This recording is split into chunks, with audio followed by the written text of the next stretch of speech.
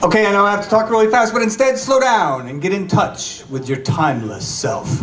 Because no pill and no gadget is going to solve the problems of society. Yeah. Because our problems emerge from who we are and who we're becoming. Fear not. Art will save the world.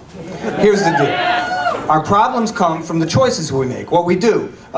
Do take drugs, don't read, do shoot each other, etc. You get the idea. But culture is the garden of behavior. There's this dialogue that goes on all the time between you and all the people around you. Stuff, people, messages, the whole thing. Cultural wisdom helps people make better choices. This is all very standard, established behavioral science. There's nothing controversial here at all. So, how do you make culture wise? Here's the big nugget you came for tonight.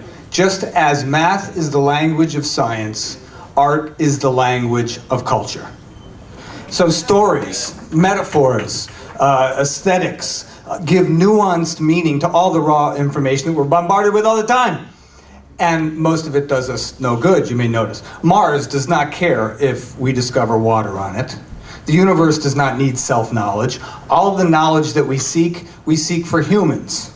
And stories and metaphors require us to reflect and to discuss. And people do this. And then they own the knowledge. And that gives ideas a home in culture. Now, I must be talking really fast because about this time the next slide is supposed to come up. Virtually every successful CEO, well, let me go back a little bit. Virtually every society that we fawn over has known this. They've used their best artists to build their best wisdom into the fabric of culture. And every CEO, every rabbi, every school teacher knows that you have to nurture the culture that supports the behaviors of success, right? So what would building a culture of success look like in our world where we get these kinds of messages? What would happen if you gave people a message for 100 years that what they needed, what they had to have, what they deserved to have, they could have immediately if they were to just do whatever it is that they have to do, drink the soft drink, whatever. Wouldn't you take more drugs? Wouldn't you take out too many loans? Wouldn't you avoid the hard work of studying? Now we have this kind of First Amendment thing in our culture where you really have to kind of give equal service to the voices of next quarter's prophets and universal truths. So why would artists be any different? Why would artists' messages be any different? Ask the artist who's living on your couch.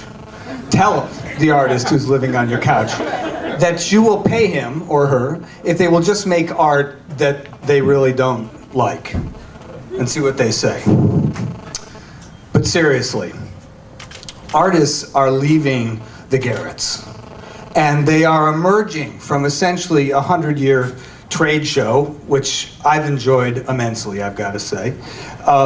And they're starting to work with people from other disciplines, and they're starting to create messages that can help us all in huge ways. Things are really beginning to change. I'm going to give you some examples. The incredible rise of documentary films in the movie theaters. Dan Cameron's Prospect One biennial in New Orleans. Community art programs in art schools and universities everywhere. Right here in Baltimore, for example, we have Art on Purpose with Peter Brune. We have the Bioneers Conference. We have Wide Angle Youth Media. We have Kids on the Hill. We have the work we're doing at Infoculture. We have the work we're doing at the Imaging Research Center at UMBC. And the younger generation of artists in particular. We're talking about groups like Services United, James Mayhew and Marion Glebes, who's here tonight. And in fact, they gave me some great seed bombs if you want to check them out at the end. It's unbelievable stuff. Anyway, things are really changing. Artists are getting this and they're wanting to get involved in the culture. Now, we have to support this with money. And here's why. The cost-benefit ratio is completely and totally there. Why? Because of an ancient reason. A gram of prevention, and when we're talking about culture building and growing cultures, an ounce or a gram of prevention is worth a ton of cure. Here's an example. You could make a new Hollywood blockbuster movie every single month that helped people understand how to build a good life without drugs, for example, if you could reduce substance abuse in this country 0.1%. And the thing is, you could. Thank you.